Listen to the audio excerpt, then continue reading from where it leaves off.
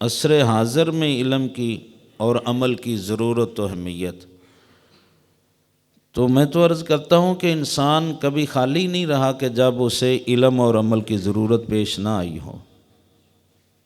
تاریخ دیکھ لیں آپ، آسمان کی نیلی چھت کے نیچے اور زمین کے چوڑے سینے پر تاریخ کی اور سائنس کی اگر کوئی بہترین کتاب آپ پڑھنا چاہتے ہیں تو اس کتاب کا نام ہے قرآن مجید، تاریخ اور سائنس کے اعتبار سے۔ لیکن افسوس یہ ہے، کچھ شاید آپ کو تھوڑا دھچکا لگا ہو کہ سائنس کی سب سے بہترین کتاب قرآن ہے، تو میری دلیل کے طور پر اگر آپ پڑھ سکیں تو امام فخر الدین رازی کی تفسیر کبیر کو پڑھ لیں، امام غزالی کا احیاء العلوم کا مطالعہ کر لیں، تو پھر آپ سچ مچ میری حمایت کریں گے کہ آسمان کے نیچے اور زمین کے اوپر ابھی تک قرآن شریف سے بڑھ کر کوئی سائنس کی کتاب معرض وجود میں نہیں آئی۔ لیکن افسوس یہ ہے کہ ہم نے یہ سمجھ لیا کہ جب ہمارے والد صاحب فوت ہوں گے، والدہ صاحب فوت ہوں گی، تو ان کے مرنے پر ہم قرآن پڑھیں گے۔ ہمیں کسی پاگل نے یہ بتا دیا کہ قرآن مردوں کے لیے آیا ہے، زندوں کے لیے نہیں۔ جب کوئی مرے تو یاسین پڑھ لو، کسی کی جان اٹکی ہو تو یاسین پڑھو، جان آسانی سے نکل جائے گی، کوئی مر جائے تو قرآن لے آؤ۔ یہ کسی پاگل نے یا کوئی کالا کتا ہمیں کاٹ گیا ہے جس نے ہمیں صرف یہ بتایا کہ قرآن مردوں کے لیے ہے، زندوں کے لیے نہیں۔ اس لیے ہم نے اس کو مسجد کی الماری میں رکھ کے بند کر دیا ہے۔ یا 8 دن ہم ہندوانہ رسمیں کر کر کے جب بیٹی کو رخصت کرتے ہیں شادی کے نام پر، تو پھر قرآن اس کے سر کے اوپر سے گزار دیتے ہیں۔ معذرت کے ساتھ برا نہ مانیے گا، 8 دن وہ قرآن ہمیں یاد نہیں رہتا۔ جب ہندوؤں اور انگریزوں کی رسمیں ہم شادی اور خوشی کے نام پر کرتے ہیں اور اسلام کا اور اخلاقیات کا جنازہ نکالتے ہیں، اور اب شرم و حیا کی تباہ کاریاں ہم اپنے ہاتھوں سے کرتے ہیں، اس وقت ہمیں وہ قرآن یاد نہیں ہوتا۔ جب بیٹی رخصت کرتے ہیں تو اس کے سر کے اوپر ہم کر دیتے ہیں، کیا ہے جی قرآن کے سائے میں جا رہی ہے۔ تو چونکہ والدین نے کروڑوں روپے بلا مبالغہ خرچ کر کے بیٹی کو پی ایچ ڈی تو کرایا ہوتا ہے، ایم فل تو اس نے کیا ہوتا ہے، وہ ڈاکٹر تو بن گئی ہوتی ہے، لیکن اسے نہیں پتہ ہوتا کہ جب میں بیٹی تھی تو میرے کیا فرائض تھے، جب میں بہن تھی تو میرے کیا فرائض تھے، اب جب میں بیوی بن کے جا رہی ہوں تو میرے کیا فرائض ہیں، جب میں ماں بن جاؤں گی تو میرے کیا فرائض ہیں۔ اس کو نہیں پتہ کہ اس قرآن میں میری یہ 4 حیثیتیں ہیں، اس کے بارے میں کیا لکھا ہوا ہے۔ اس کے سر کے اوپر سے ہم گزار دیتے ہیں، وہ جا کے اونچا رکھ دیتی ہے، پھر وہ قرآن اونچا ہی پڑا رہتا ہے، ہماری بیٹی کی پہنچ سے دور ہوتا ہے۔ اس کے 6-7 بچے تو ہو جاتے ہیں لیکن قرآن اس کی پہنچ سے دور رہتا ہے۔ شاید آپ میری اس بات سے اتفاق کریں یا نہ کریں، بہرحال جو مجھے نظر آتا ہے وہ تو یہی ہے۔ یہ ہم ظلم کرتے ہیں قرآن شریف کے ساتھ، یہ ہم ظلم کرتے ہیں، اس کی توہین کرتے ہیں، ویڈیو بناتے ہیں، ٹھیک ہے نا۔ جیسے 10 کلو کا تھیلا آٹے کا کسی غریب کو دینے کے لیے 10 بندے جمع ہو جاتے ہیں نا، ہاتھ رکھتے ہیں، یہ تھیلا پڑا ہوا ہے۔ غریب کی غربت کا مذاق اڑانے کا آج کل کیسا خوبصورت انداز ہے، اس کی غربت کا پردہ چاک کرنے کا۔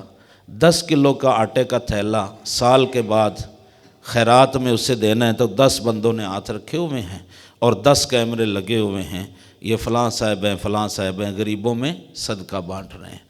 کیا آپ صدقہ بانٹ رہے ہیں یا اس کی غربت کو پوری دنیا میں دکھا رہے ہیں؟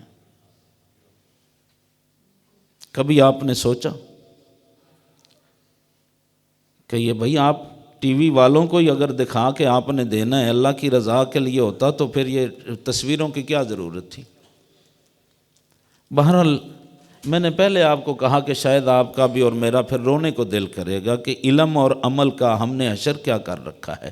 آج علم ہی کاروبار بن گیا ہے اور معذرت سے آج عمل بھی کاروبار بن گیا ہے۔ اگر میری بات پر آپ کو یقین نہ آئے تو درباروں کے گدی نشینوں کو آپ جا کر دیکھ لیں جنہوں نے عمل کو بیچ رکھا ہے۔ میں مجموعی بات کر رہا ہوں، کسی ایک شخص، کسی ایک آستانے اور کسی ایک پیر صاحب کا نہ میں نام لینا گوارہ کروں گا اور نہ میں کسی کی طرف اشارہ کروں گا، میں تو معاشرے کی عکاسی کروں گا کہ آپ کسی بھی دربار پہ چلے جائیں۔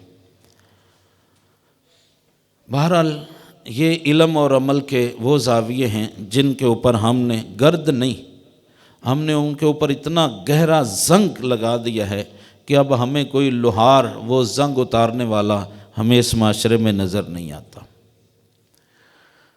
علم اللہ تبارک و تعالیٰ کی طرف سے نازل کردہ اتنا بڑا تحفہ ہے اور یہ اتنی بڑی امانت ہے۔ ماشاءاللہ آپ سارے اہل علم تشریف فرمائیں، دیکھیے نا قرآن شریف نے کیا فرمایا، اِنَّا عَرَضْنَا الْأَمَانَةَ عَلَى السَّمَاوَاتِ وَالْأَرْضِ فَأَبَيْنَ أَن يَحْمِلْنَهَا وَأَشْفَقْنَ وَحَمَلَهَا الْإِنسَانُ۔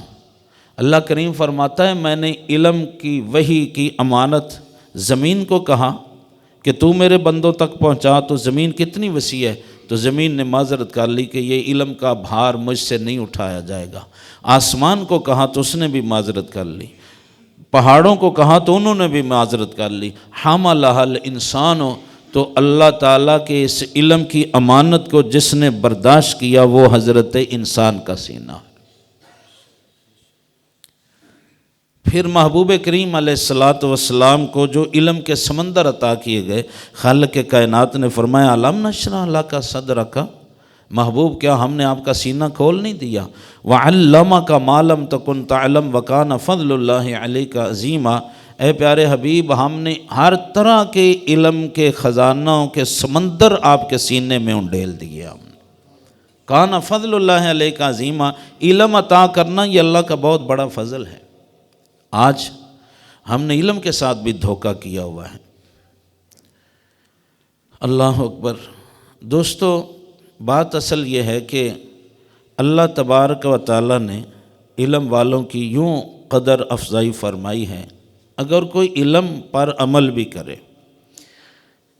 سورہ مجادلہ میں آیت نمبر 11 میں یہ 28واں پارہ ہے، اللہ تعالیٰ فرماتا ہے یرفع اللہ الذین آمنوا منکم والذین اوتوا العلم درجات، فرماتا ہے جن کو میں نے ایمان دیا اور ایمان والوں میں سے جن کو علم کی دولت سے مالا مال کیا ان کے درجے ہم دنیا میں بھی بلند فرماتے ہیں۔